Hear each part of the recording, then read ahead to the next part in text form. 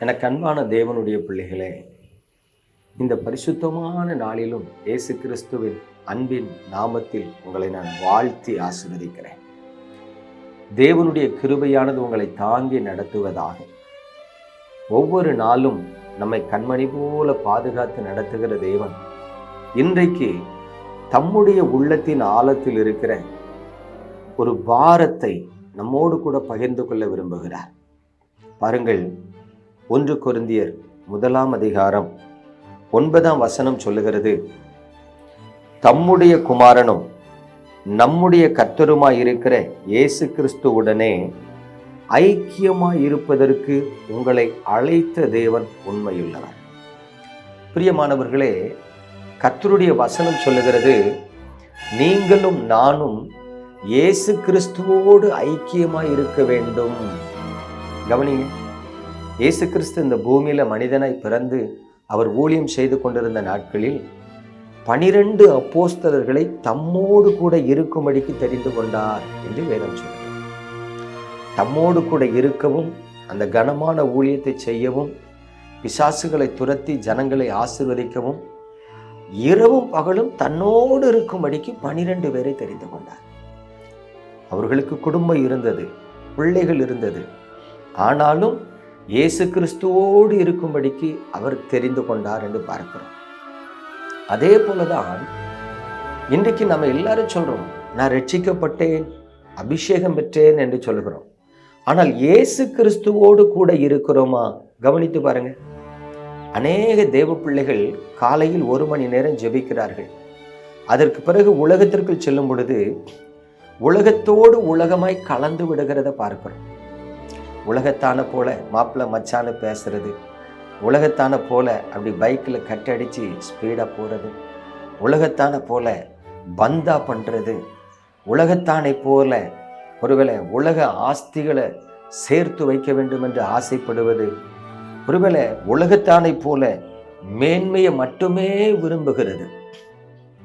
கொஞ்சம் கவனிங்களேன், கிறிஸ்துவுக்காக நான் பாடுபட வேண்டும் என்று யாராவது விரும்புகிறார்களா? என்னை குறித்த தேவ சித்தத்தை நிறைவேற்ற வேண்டும் என்று யாராவது ஆசைப்படுகிறார்களா? நான் என் தேவனுடைய இருதயத்தில் உள்ள பாரத்தை நான் புரிந்து கொண்டு அவருடைய பாரத்தில் கொஞ்சத்தை நான் சுமக்க விரும்புகிறேன் என்று சிந்திக்கிறார்களா? எல்லாருமே பிரபலமாக விரும்புகிறோம், எல்லாருமே பகட்டாய் வாழ விரும்புகிறோம். ஆனால் வேதம் சொல்லுகிறது, தேவன் நம்மை அழைத்திருக்கிறார், இயேசு கிறிஸ்துவோடு கூட ஐக்கியமாய் இருப்பதற்கு அழைத்திருக்கிறார். இயேசு கிறிஸ்துவோடு கூட ஐக்கியமாய் இருந்தால் என்ன செய்வோம்? கவனித்து பாருங்களேன். அங்க ஒரு வாலிபன் வருகிறான். ஆண்டவரே, நீர் எங்க போனாலும் நான் உங்க கூட வருவேன். அப்பதான் ஆண்டவர் சொல்றாரு, எப்பா, பறவைகளுக்கு கூடு உண்டு, நரிகளுக்கு குழி உண்டு, மனுஷகுமாரனுக்கு தலை சாய்க்க நேரம் இல்லைப்பா. யோசித்துக்க, தலை சாய்க்க இடம் இல்லை, எனக்குன்னு ஒரு பெர்மனன்ட் பிளேஸ் இல்லை, ஒரு வீடு வாசல் இல்லை, எனக்கு ரெஸ்ட் எடுக்கிறதுக்கு நேரம் இல்லை, உன்னால வர முடியுமான்னு கேட்குறாரு. அந்த ஆளை போயிட்டான்.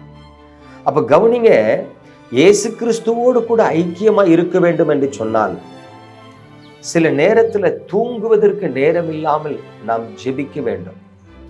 அருமையான காலம் சென்ற தேவ மனிதர் ஃப்ரெட்ரிக் ஜாஷுவான்னு சொல்றாங்க, ஒரு டைம் மும்பை பட்டணத்தில் ஊழியத்தை முடிச்சுட்டு நைட்டு 12 மணிக்கு வீட்டுக்கு படுக்க வர்றார். நைட்டு 12 மணிக்கு படுக்க வர்ற அவர் பாத்ரூமில் போய் கை கால் முகம் கழுவிட்டு தான் படுக்க போவாராம். அது அவருடைய வழக்கம். பாருங்க, அன்னைக்கு பாத்ரூமில் போய் டேப்பை திறக்காரு.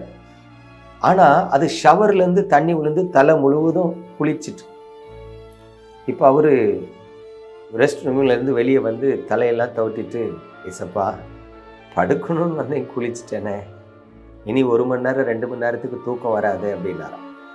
அப்போ தான் ஆண்டவர் சொன்னாரா, மகனே, நான் தான் உன் மேலே தண்ணி ஊற்றி விட்டேன், நீ கவனக்குறைவாக திறந்துட்டேன்னு நினைக்கா.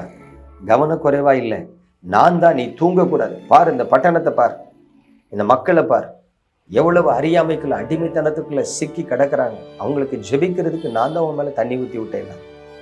பாருங்க, அதுக்கு பிறகு அந்த தேவ மனுஷன் 2 மணி நேரம் ஜெபம் பண்ணிட்டு படுத்தார். இதாங்க தேவனோடு கூட ஐக்கியமா இருக்கிற வாழ்க்கை. இன்னைக்கு நீங்களும் நானும் தேவனோடு கூட இயேசு கிறிஸ்துவோடு கூட ஐக்கியமா இருக்கிறோமா? நிறைய பேர் தூக்கம் வரலன்னு கவலைப்படுறாங்க. தூக்கம் வரலன்னா ஜெபிக்கணும், வேதம் வாசிக்கணுங்கிற என்ன வருதான்னு பாருங்க, ஒருத்தருக்கும் வர மாட்டேங்குது. தூங்கணும் தூங்கணும் தூங்கணும், அதைத்தான் விரும்புறாங்க. பிரியமானவர்களே, தேவன் உங்களை அழைத்திருக்கிறார் இயேசுவோடு ஐக்கியமா இருப்பதற்கு. ஐக்கியமா இருக்கும்படி ஜெபிப்போமா? எங்கள் அன்பின் பரலோக தகப்பனே, பரிசுத்தமான இந்த நல்ல நாளிலும் அது கிருபையுள்ள கரத்தில் எங்களை தாழ்த்துகிறோம். இந்த செய்தியை கேட்ட பிறகாகிலும் நாங்கள் உணர்வடைந்து உம்மோடு கூட ஐக்கியமா இருப்பதற்கு எங்களை ஒப்பு கொடுக்கிறோம். ஆண்டவரே, உம்மோடு ஐக்கியமா இருப்பதற்கு, உம்மோடு நடப்பதற்கு, உம்மோடு பேசுவதற்கு, உம்முடைய சித்தத்தை செய்வதற்கு இன்றைக்கு எங்களை ஒப்பு கொடுக்கிறோம். உம்முடைய தயவுள்ள சித்தத்தின்படி எங்களை நடத்தி ஆசீர்வதியும். இயேசு கிறிஸ்துவின் பரிசுத்த நாமத்தில் பிதாவே, ஆமென்.